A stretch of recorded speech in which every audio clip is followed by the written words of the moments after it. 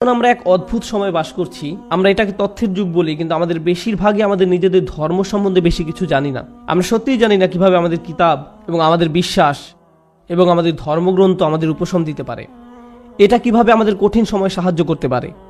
যখন এমনটা ঘটে তখন আমরা শয়তানের সহজ শিকারে পরিণত হই।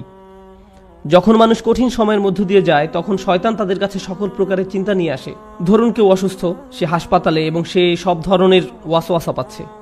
বিশ্বাসের ব্যাপারে কদরকে নিয়ে প্রশ্নের মুখোমুখি হচ্ছে। মানুষ চাকরি হারিয়ে ফেললে, বিয়েটা সুখকর না হলে, লেখাপড়ার ক্ষেত্রে মুশকিল দেখা দিলে, আপনি যে সমস্যার মধ্যে দিয়ে যান না কেন, বা স্বাস্থ্য সংক্রান্ত কিছু হতে পারে, এমন ক্ষেত্রে প্রশ্ন করতে শুরু করা খুব সহজ। আল্লাহ কি আদৌ আমাকে ভালোবাসেন? তিনি কেন আমার সাথে এমন আচরণ করছেন? আমার কি দোষ ছিল যে আমি এই সমস্যায় পড়ব? আমি এত দোয়া করলাম, আল্লাহ তাতে সাড়া দিলেন না, সে কোনো পরোয়াই করলেন না। আমি পুরো রমজান মাস প্রার্থনা করলাম, এমনকি উমরাও করলাম। আমি এখনো দোয়া করছি যে আমার সন্তানকে আরোগ্য দিন, আমার এই সমস্যা দূর করে দিন, কিন্তু আমার সেই সমস্যা তো এখনো আছে। এসব আপনার ব্যক্তিগত জীবনে, এবং এটাই যথেষ্ট কঠিন। উপরন্তু সারা দুনিয়ায় একটা সংকটকাল চলছে। উদাহরণস্বরূপ, আপনাদের অনেকের পরিবার সিরিয়ায় আছে, বা সারা দুনিয়ায় সিরিয়ার মতো জায়গায়, যে জায়গাগুলো পুড়ছে, যেখানে পরিবার নিরাপদ নয়, সন্তানেরা নিরাপদ নয়, যেখানে সব ধরনের মানবিক বিপর্যয় ঘটে চলছে এবং মানুষ মারা যাচ্ছে। ব্যাপারটা অনেকটাই যেন রাসূল সাল্লাল্লাহু আলাইহি সাল্লামের বাণীকে পূর্ণ করার জন্য, যে হত্যাকারী জানবে না যে সে কেন মারছে, আর যাকে হত্যা করা হচ্ছে সেও কারণটা জানবে না। এমন এক সংকটময় পরিস্থিতিতে অনেক মানুষ প্রশ্ন করা শুরু করে যে কেন আমরা ব্যক্তিগত জীবনে তো বটেই, এমনকি সারা দুনিয়ায় পাগলাটে ঘটনা ঘটে চলছে। এই সব কিছুতে আল্লাহ কোথায়? তিনি কি এইসব সমস্যা দূর করতে পারেন না? এমন তো না যে আমরা দোয়া করছি না। কুনুতে নাজিলা প্রতি রাতেই সারা দুনিয়ায় মসজিদে পড়া হচ্ছে। আল্লাহুম্মা সুরিল ইসলাম ওয়াল মুসলিমিন, আইজিল ইসলাম ওয়াল মুসলিমিন। মুসলিমদের সহায়তা করুন, ইসলামকে সহায়তা করুন, মুসলিমদের শক্তি দিন, ইসলামকে শক্তি দিন। হে আল্লাহ, আমাদের দিনের শত্রুদের বিরুদ্ধে শক্তি দিন। মনে হচ্ছে যে শত্রুরা দিন দিন আরো শক্তিশালী হচ্ছে আর বেশি বেশি করে রক্তপাত ঘটাচ্ছে। সেই মুহূর্তে কোনো ব্যক্তি তার ধর্ম নিয়ে খুবই হতাশ হয়ে যায় এবং চিন্তা করা শুরু করে এসবের কোনো মানে হয় না, আমি কেন দোয়া করব, কিছুই তো বদলাবে না। এটা কিন্তু আসলে খুব সার্বজনীন একটা সমস্যা। এই সমস্যার ফলাফল স্বরূপ কিছু জিনিস ঘটে। কিছু মানুষ দোয়া করাই বন্ধ করে দেয়। শুধু দোয়াই নয়, এমনকি তারা নামাজ পড়াও বন্ধ করে দেয়, পরোয়া করে না। নামাজকে আল্লাহ এভাবে বর্ণনা করেছেন যে এটা একটা সুরক্ষা, এটা একটা সুরক্ষা। ইন্না সালাতা তানহা আনিল ফাহশাই ওয়াল মুনকার। নামাজ আপনাকে সব ধরনের লজ্জাহীনতা, অশ্লীল আচরণ এবং সব ধরনের ক্ষতি থেকে রক্ষা করে, সব ধরনের ক্ষতি থেকে রক্ষা করে। সুতরাং আল্লাহ যখন এমনটা বলেন এবং কোনো ব্যক্তি নামাজ ত্যাগ করে, তখন তারা আসলে সরাসরি শয়তানের শিকারে পরিণত হয়, সব ধরনের খারাপ কাজ করে যাবে এবং যে করছে সে বুঝতেও পারবে না যে সে কেন এই কাজটা করছে। এরপরে এমন মানুষও কিন্তু আছে যারা অত দূর যায়নি, তারা এখনো দিনের উপর অধিষ্ঠিত আছে, তারা এখনো দিনকে ধরে রেখেছে, কিন্তু তারা কোনো মতে ধরে আছে, কোনো ক্রমে ধরে আছে, তারা কোনো ক্রমে জুমার নামাজে আসে, এমনকি সেটাও তার জন্য সংগ্রাম। কিছু মানুষের অবস্থা এত খারাপ হয়ে যায় যে তারা একটা মসজিদের ভিতর বেশি সময় থাকতেও পারে না। যদিও কোনো কারণে তারা থাকে, তাহলে অস্বস্তি বোধ করা শুরু করে। এমন ঘটনা ঘটে। আমার এমন অনেক মানুষের সাথে সাক্ষাৎ হয়েছে। আমি মনে করি না যে তারা খারাপ মানুষ। যাই হোক, আমি মনে করি কিছু মৌলিক বিষয় ঠিক ছিল না, কিছু নির্দিষ্ট চিন্তা, কিছু নির্দিষ্ট ধারণা, কিছু নির্দিষ্ট অনুভূতিতে ভুল আছে। আর সেই ভুল অনুভূতির কারণে একজন খুব বিপজ্জনক পথে চলে, সেই পথে যেটা পথভ্রষ্টতার দিকে নিয়ে যায়। এদিকে সূরা হাজের শুরুতে আল্লাহ আযজা ওয়া জাল্লা বলছেন সেই সব মানুষের কথা যাদের কাছে মানুষকে পথভ্রষ্ট করার কার্যপ্রণালী আছে।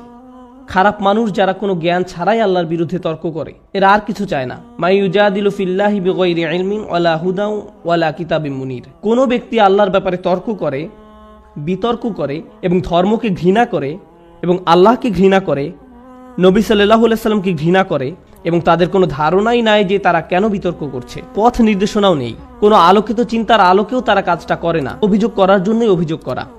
সেই ধরনের মানুষগুলোর জন্য শুধু এটা যথেষ্ট নয় যে তারা বিভ্রান্তিতে আছে, তাদের আসলে অন্য কাউকে ভুল পথে পরিচালিত করতে হবে। সেটা একদল মানুষ। কিন্তু এই দলের মানুষদের নিয়ে আমি আজ কথা বলবো না। আমি কথা বলবো এর পরের যে দল, তাদের নিয়ে, যারা কিনারায় আছে, আক্ষরিকভাবেই যারা প্রান্তে আছে। কুরআন তাদেরকে এইভাবে বর্ণনা করছে, অমিনান নাসি মান ইয়াবুদুল্লাহি আলা হারফ। আমি এটা এভাবে অনুবাদ করব যে মানুষের মধ্যে এমন কেউ আছে যে আল্লাহর উপাসনা করে একদমই কিনারায়। তারা আল্লাহর উপাসনা করে কিন্তু পর্বতের একদম খারাপ প্রান্তে। এর অর্থ কি? এর অর্থ হলো কিছু সময় এখানে, কিছু সময় সেখানে, পড়ে যাওয়ার জন্য প্রস্তুত। তাদের বিশ্বাস যথেষ্ট স্থির নয়, তারা তাদের উপাসনায় যথেষ্ট স্থিতিশীল নয়, তারা অনড় নয়, তাদের মনে এমন প্রশ্ন আছে যার উত্তর তার জানা নেই, অমীমাংসিত আবেগ। সুতরাং সেটা কিভাবে প্রদর্শিত হয়? আল্লাহ নিজে বলেন, ফাইন আসাবাহু খায়রুন আতবাআন্না বিহি।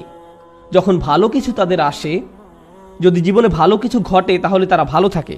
ঠিক আছে, ঠিক আছে, আল্লাহ আসলে এই দুয়াটা শুনেছেন, সুতরাং আমি এখন নামাজ পড়তে পারি, আমার ভালো লাগছে। ওয়া ইন আসাবাহু ফিতনাতুন, যখন তারা কোনো ফিতনার সংস্পর্শে আসে, ফিতনা শব্দের অর্থ হলো কোনো ধরনের পরীক্ষা, কোনো কিছু যেটা তাদের বিশ্বাসকে পরীক্ষা করে। সুতরাং আল্লাহ খায়রের বিপরীত শব্দ শার ব্যবহার করেননি, এখানে শব্দটি হবে শার। সুতরাং আপনি হয়তো আশা করছিলেন যে আল্লাহ বলবেন ফা ইন আসাবাহু খায়রুন ইতমাআন্না বিহি ওয়া ইন আসাবাহু শাররুন। না, ওয়া ইন আসাবাতহু ফিতনাতুন। কেন এই শব্দটি গুরুত্বপূর্ণ? কারণ আল্লাহ আমাদেরকে জানাচ্ছেন, যখন আপনার খারাপ কিছু ঘটে, তখন শুধু আল্লাহ আপনার বিশ্বাসকে পরীক্ষা করছেন। আল্লাহ শুধু দেখতে চান আপনি কি বিশ্বাস করেন এক আল্লাহকে, যে আপনাকে তখনও ভালোবাসেন, যিনি তখনও আপনাকে গুরুত্ব দেন, তখনও তিনি আর রহমান, তখনও তিনি আর রাজিক, তিনি তখনও আপনার সবকিছুর যোগান দিয়ে যাচ্ছেন, আপনার যত্ন নিয়ে যাচ্ছেন, যদিও আপনি তা দেখতে পান না, যদিও আপনার মনে হচ্ছে যেন আপনার সামনে সমস্যার স্তূপ। আর শয়তান চায় যে আপনি প্রশ্ন করুন আল্লাহ কোথায়, সে চায় যে আপনি প্রশ্নটি করুন। তাই আল্লাহ আপনাকে অনেক সময় এমন পরিস্থিতি ফেলতে চান, এটা দেখার জন্য যে আপনার বিশ্বাস কতটা পাকাপোক্ত। এই দিনের শুরু কিন্তু আল্লাযীনা ইউমিনুনা বিল গায়ব, তারা এমন এক আল্লাহকে বিশ্বাস করে যাকে তারা দেখতে পায় না। এর অর্থ শুধু এই নয় যে আমরা আল্লাহকে দেখতে পাই না, পরিকল্পনাও দেখতে পাই না। আল্লাহ আপনাকে বলে দেন না যে তোমার দিনটা এভাবে যাবে, তুমি এখন কঠিন সময়ের মধ্য দিয়ে যাচ্ছ, কিন্তু সহজ সময় আসছে কয়েক সপ্তাহ বা কয়েক বছর বা কয়েক ঘন্টার মধ্যেই।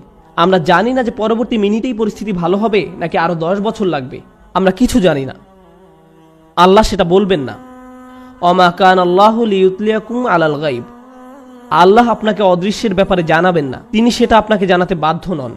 আল্লাহ শুধু আপনাকে বলছেন তাকে বিশ্বাস করতে, শুধু আপনাকে বলছেন তাকে বিশ্বাস করতে, তাকে বিশ্বাস করতে যে আপনি নিজেকে কতটা ভালোবাসেন, আল্লাহ আপনাকে তার চেয়েও বেশি ভালোবাসেন। আপনাকে শাস্তি দিয়ে, যন্ত্রণা দিয়ে তার কোনো লাভ নেই, তার কোনো লাভ নেই। মা ইয়াফআলুল্লাহু বিআযাবিকুম, আপনাকে শাস্তি দিয়ে আল্লাহর কি লাভ? আপনি কেন ভাবেন যে আল্লাহ আপনাকে পাকড়াও করতে চান? আল্লাহ নিজে আক্ষরিক অর্থেই এই প্রশ্ন করেছেন। সুতরাং যখন আপনি আমি পরীক্ষার মধ্য দিয়ে যাই, তখনই এটা হিসাব করে দেখার সময় যে আল্লাহকে বিশ্বাস করা তো সহজ, যখন সবকিছু ঠিক আছে তখন এটা তুলনামূলকভাবে সহজ।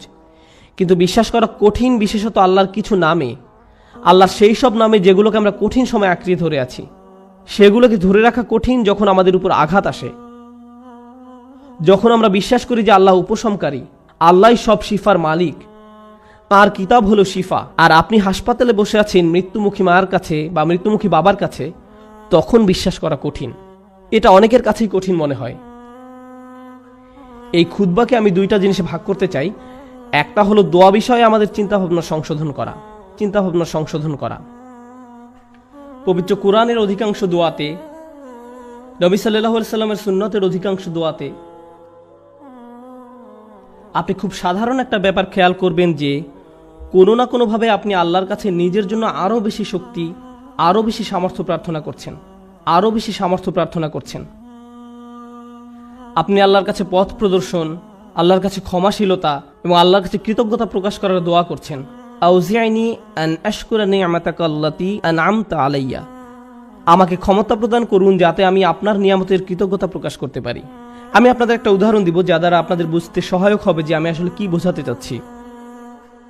যেমন ধরুন, একজন মানুষ সমুদ্রে ছিল এবং তাদের জাহাজের সাথে পাথরের সংঘর্ষ হয়ে জাহাজটি ডুবে গেল। তিনি একটি কাঠের টুকরায় সমুদ্রে ভেসে আছেন, দোয়া করছেন এবং আল্লাহর কাছে দোয়া করছেন। এমত অবস্থায় তিনি দুইভাবে দোয়া করতে পারেন। হে আল্লাহ, আমাকে এখনই একটি দ্বীপে স্থানান্তর করুন এবং এই ঝড় বৃষ্টি বন্ধ করে দিন, অথবা হে আল্লাহ, আমাকে এই কঠিন সময় মোকাবেলা করার শক্তি দিন। এখন তিনি দোয়া করলেন, আমাকে এখনই একটি হেলিকপ্টার পাঠান এবং আমাকে একটি দ্বীপে নিয়ে যান। দোয়া করতে লাগলেন, হেলিকপ্টার, কিন্তু কোনো হেলিকপ্টার আসলো না। তিনি বললেন, আল্লাহ, আমাকে হেলিকপ্টারও পাঠালেন না, আমি তো অনেক দোয়া করলাম, এটা ঠিক না, বাদ দাও, আমি আর দোয়াই করব না। অথবা মনে করুন উনি দোয়া করছেন সমুদ্র শুকিয়ে সমতল ভূমি হয়ে যাক, বলছেন, হে আল্লাহ, আপনার তো সেই ক্ষমতা আছে যে কোনো অবস্থার পরিবর্তনের, আপনি সকল কিছুর সৃষ্টিকর্তা। আপনি এই সমুদ্রকে সমতল ভূমিতে পরিণত করতেই পারেন। আপনি যেহেতু ইব্রাহিম আলাইহিসসালামকে নিক্ষেপ করা আগুন ঠান্ডা করে দিয়েছিলেন, আপনি আমার জন্য এটাও করতে পারেন। কিন্তু তারপরও সেটা ভূমিতে পরিণত হয় না, সমুদ্রই থেকে যায় এবং লোকটা ধীরে ধীরে ডুবে যাচ্ছেন। আমি যে বিষয়টা বলতে চাচ্ছি, আমরা মনে করি দোয়ার উদ্দেশ্য হলো আমাদের পারিপার্শ্বিক বাস্তবতা পরিবর্তন করা,